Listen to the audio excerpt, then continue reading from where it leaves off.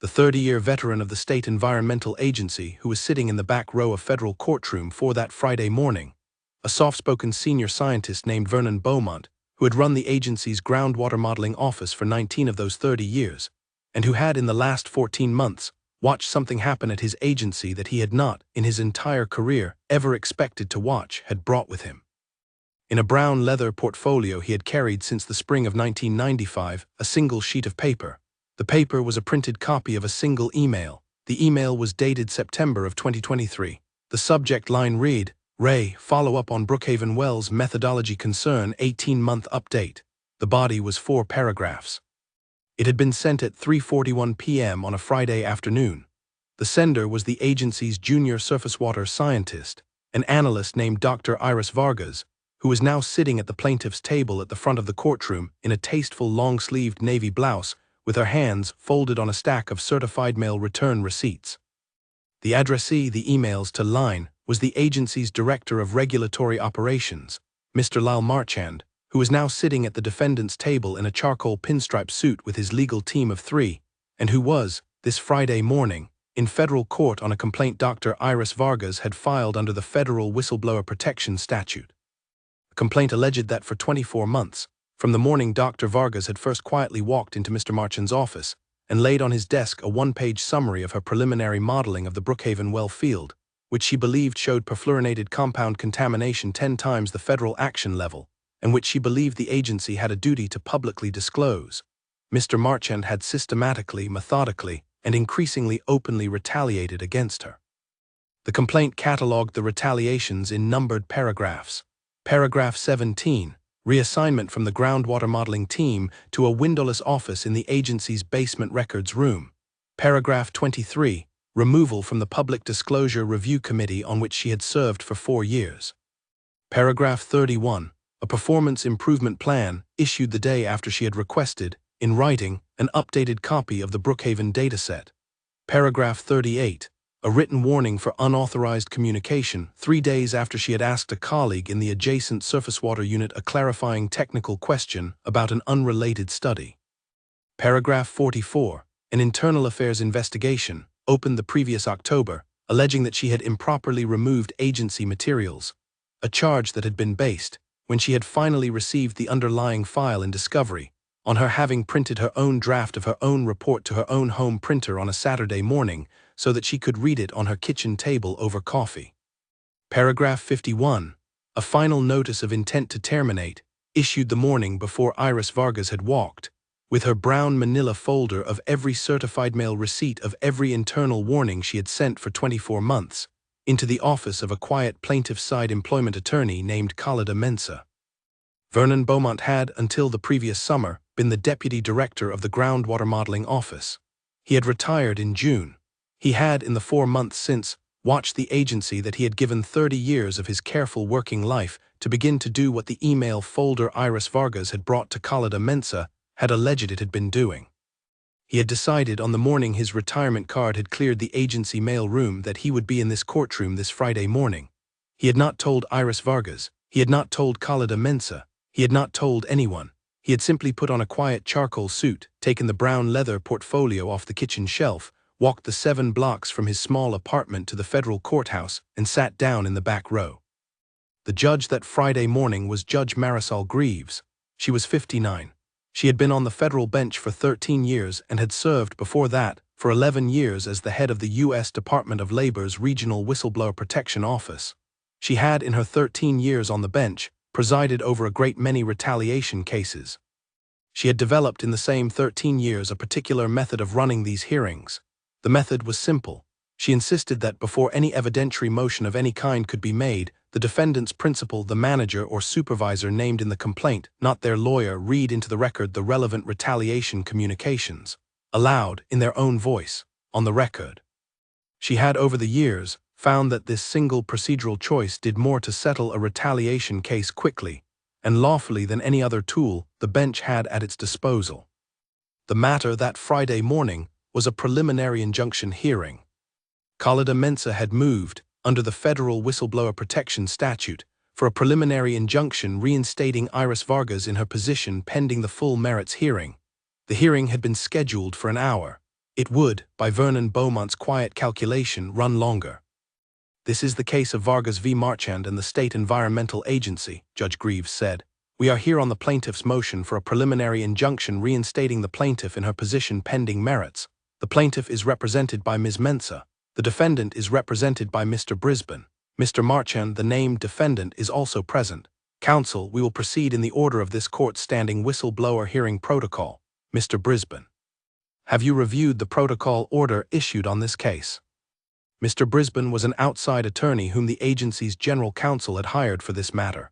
He had a glossy resume and 22 years of experience in defending public agencies in retaliation suits.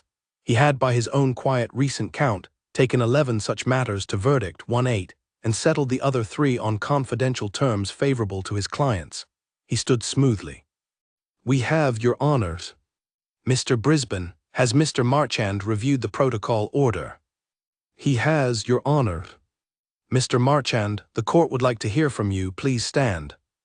Lyle Marchand stood. He was 62. He had been the agency's director of regulatory operations for 9 years. He had, in those 9 years, run the agency the way he had wanted to run it.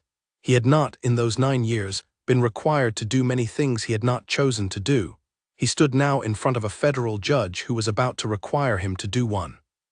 Mr. Marchand, Judge Greaves said, pursuant to the standing protocol, the court is going to ask you to read on the record in your own voice the following items. The court has placed each of these items in the binder that has been provided to you at the witness rail.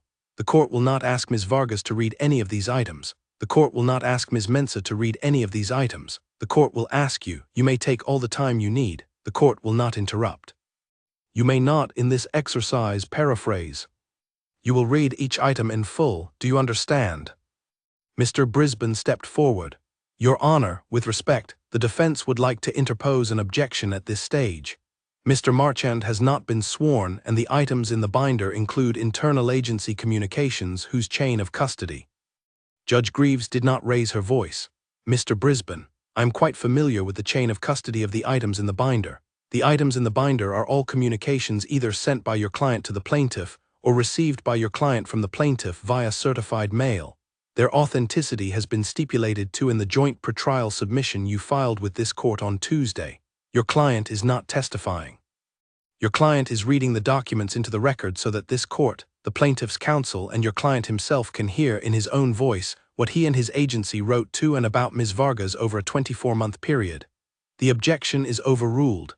Mr. Marchand, you may begin with item 1. Lyle Marchand opened the binder. The first item was a printed copy of his own 3-line email to Iris Vargas, dated December of 2022, the morning after Iris Vargas had laid the Brookhaven summary on his desk. It read, Iris, per our conversation, I'm reassigning you from groundwater modeling to the basement records office effective the 1st of the month. We will discuss the longer-term plan in due course. LM. Lyle Marchand read it. His voice was steady. It carried the small, private flatness of a man who has, until this minute, never imagined that he would read these words from a witness rail.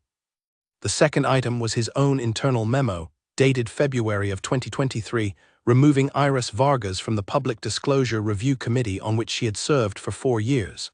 The reason given on the memo was team rebalancing. Mr. Marchand read it. The third item was his own 1-paragraph performance improvement plan, issued in May of 2023, the day after Iris Vargas had sent him a polite written request for an updated copy of the Brookhaven dataset. The plan cited, as the basis for performance concerns, uncollegial communication style. Iris Vargas's pre-PIP performance review attached as item 3A was the highest rating the agency offered. The pre-PIP review had been signed by Mr. Marchand the previous October. Mr. Marchand read both. The fourth item was the written warning, dated July of 2023, for unauthorized communication 3 days after Iris Vargas had asked a colleague a technical question about an unrelated study. Item 4A was the colleague's signed affidavit, submitted in discovery, attesting that the question had been a routine technical question of the kind their 2 units exchanged daily, and that the colleague had not been the source of any complaint. Mr. Marchand read both. The fifth item was the internal affairs referral dated October of 2023. The factual basis attached was Iris Vargas's printer log showing she had, on a Saturday morning, printed her own draft of her own report to her own home printer. Mr. Marchand read the referral.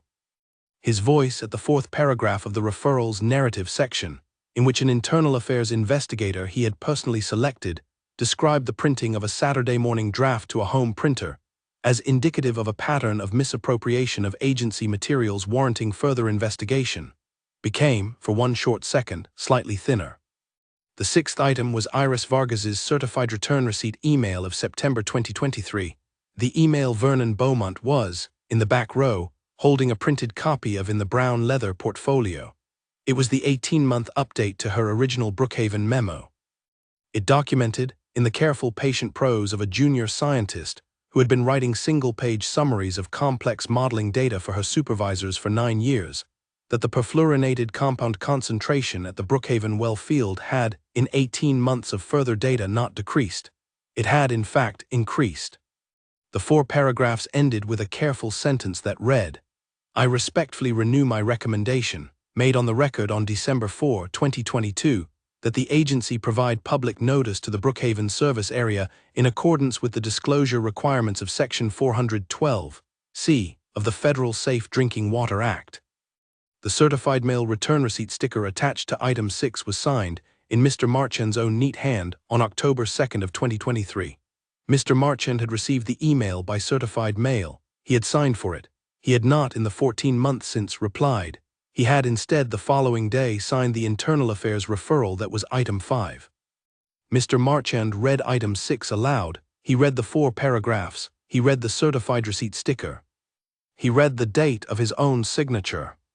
The courtroom was very quiet. Khalida Mensah did not move. Iris Vargas did not move. Vernon Beaumont in the back row did not move. The court reporter typed.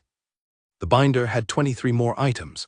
They were the 23 other certified mail return receipts Iris Vargas had filed in her exhibit list. They were the 23 other warnings, follow-ups, and renewed recommendation memos she had sent to Mr. Marchand and to 2 other agency officials over the 24-month interval. Mr. Marchand read every one. He read every certified mail return receipt. He read every date he had personally signed for.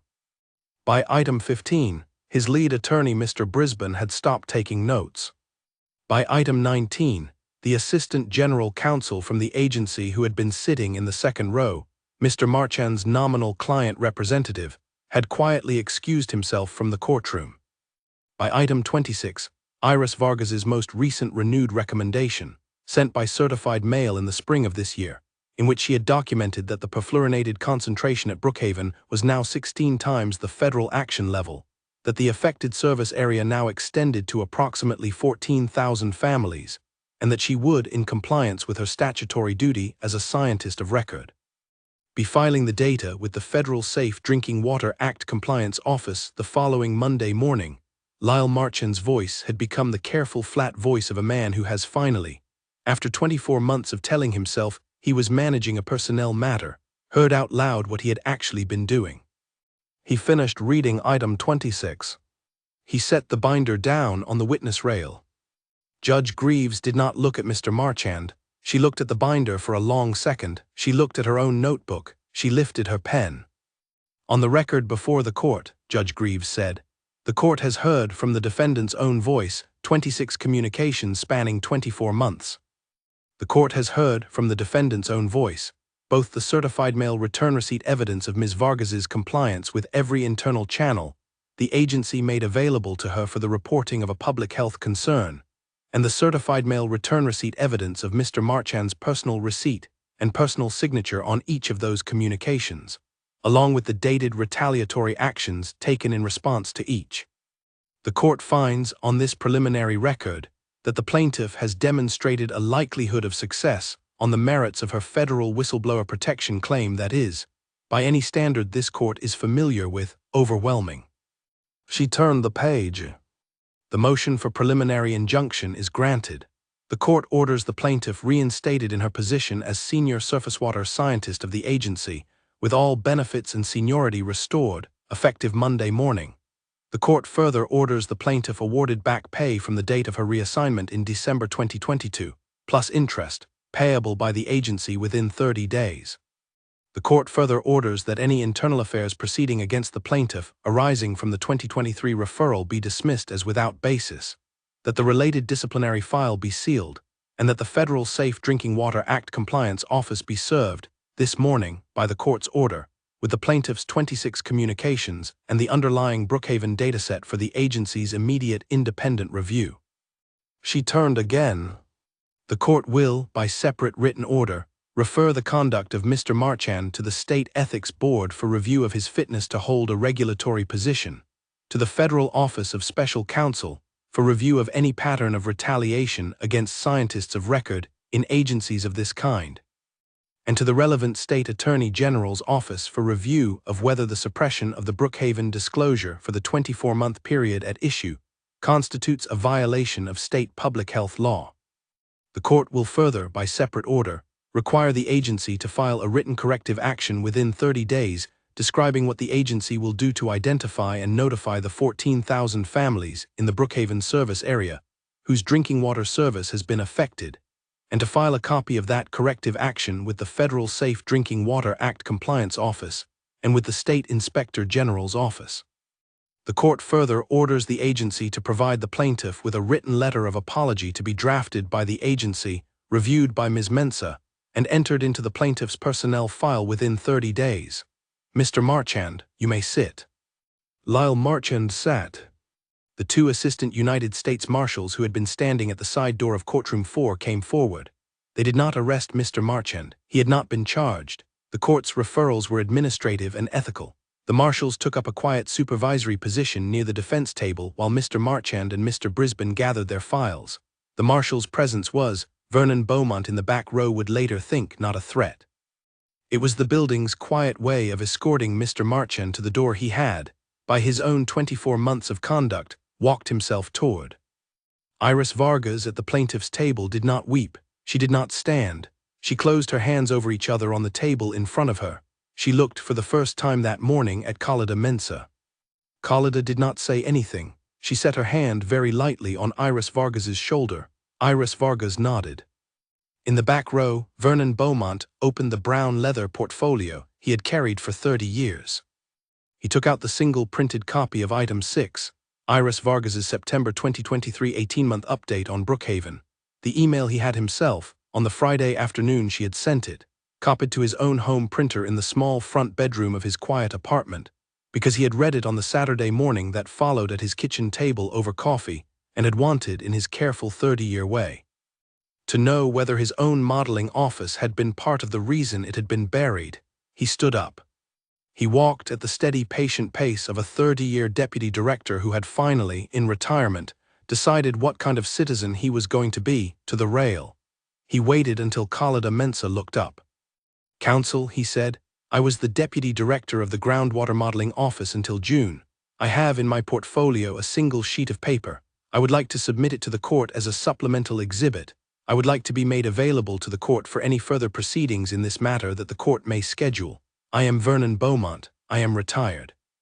I have, in the last 14 months, watched the agency I gave 30 years to do exactly what Ms. Vargas's exhibit list says it did. I would like the record to know that I, in my time as deputy director, signed off on the underlying modeling protocols in 2018. I would also like the record to know that I share Ms. Vargas's modeling conclusion regarding Brookhaven. I would like the record to know that I am available to the court." He set the single sheet of paper on the rail. He stepped back. Judge Greaves looked at him for a long second. She nodded once. "Mr. Beaumont, the court thanks you. The clerk will mark your submission as Court's Exhibit 27 and the court will note your willingness to make yourself available. The court would be glad of your availability. Madam Clerk, please take Mr. Beaumont's contact information at the recess. We are adjourned." Vernon Beaumont nodded once. He walked in the same steady, patient pace, back to the back row, sat down and folded his hands. The corridor outside courtroom 4 after the bench had cleared, Khalida Mensah stopped Iris Vargas by the elevator. Khalida said quietly, "Did you know Mr. Beaumont was going to be here?" Iris Vargas shook her head. She said, "I didn't. I thought he was retired." Khalida said, "He is. He just decided what kind of retirement." Iris Vargas thought about that for a long second. She said, "Yes, he did." Then she looked at Khalida and said, "Counsel, what about the 14,000 families? What do they get?" Khalida said, "They get a letter on agency letterhead by the end of the month. They get a public notice in the local paper by the end of the following week." They get bottled water vouchers within 48 hours of the notice. They get a long, careful, lawful remediation program that the agency is now under federal court order to design, fund, and execute. They will not get back the 18 months Mr. Marchand cost them. They will get every honest thing this court can give them. And they will get, by Monday morning, you back at your desk, with your name on the door, signing off on the next memo. Iris Vargas closed her eyes for one short second. She opened them, she nodded. The corrective action order Judge Greaves had ordered would be filed 26 days later. It would identify, by census tract reconciliation against the agency's affected service area maps, 14,183 households. Notice letters would reach every one of them by the end of the following week. Bottled water vouchers would reach them within 48 hours of the notice. The Federal Safe Drinking Water Act Compliance Office, having received the underlying dataset and the 26 communications directly from Judge Greaves's chambers by the close of business that Friday, would open its own independent review the following Monday morning. The review would, within 90 days, confirm Dr. Vargas's modeling. The agency would, under further court order, agree to a 5-year publicly funded remediation program covering filtration upgrades for the affected service area. Mr. Marchand would, by the end of the year, be subject to a state ethics board determination of unfitness for any regulatory position and a federal office of special counsel finding of unlawful retaliation. He would, the following spring, resign from public service. Vernon Beaumont would, in the same spring, be appointed by Judge Greaves as a court-supervised compliance monitor for the remediation program at the rate of $1 per year. He would carry the brown leather portfolio to every monthly site visit. The portfolio, by the end of his first year as monitor, would contain 94 single sheets of paper. Each of them would be an updated modeling result. Each of them would be addressed to the Federal Compliance Office. Each of them would be sent by certified mail. Iris Vargas would be at her desk Monday morning, with her name on the door, signing off on the next memo. The next memo would be the technical specification for the first round of filtration upgrades at the southernmost edge of the Brookhaven service area. She would sign it at 9:16 a.m. She would send it by certified mail to the Federal Compliance Office at 9:18. By 9:20, the certified mail return receipt would be on her desk for her own files. She would label it in her own neat hand, in a new brown manila folder she had bought on the way to work that morning. The folder's label read Receipts, Brookhaven, Remediation, VOLI. She would, over the next 5 years, fill 7 such folders. She would keep them on the shelf above her desk, where, by anyone's quiet count, they were easy to reach. In the corridor outside Courtroom 4 that Friday afternoon, after the bench had cleared and the parties had gone, the senior scientist Vernon Beaumont walked, at his steady patient 30-year pace, past the empty courtroom on his way to the elevators. He paused for one short second at the open door. The bench wood, polished by 13 years of Judge Greaves's careful sleeves, glowed softly in the late morning light. The flag stood where it had stood for as long as the building had been a building.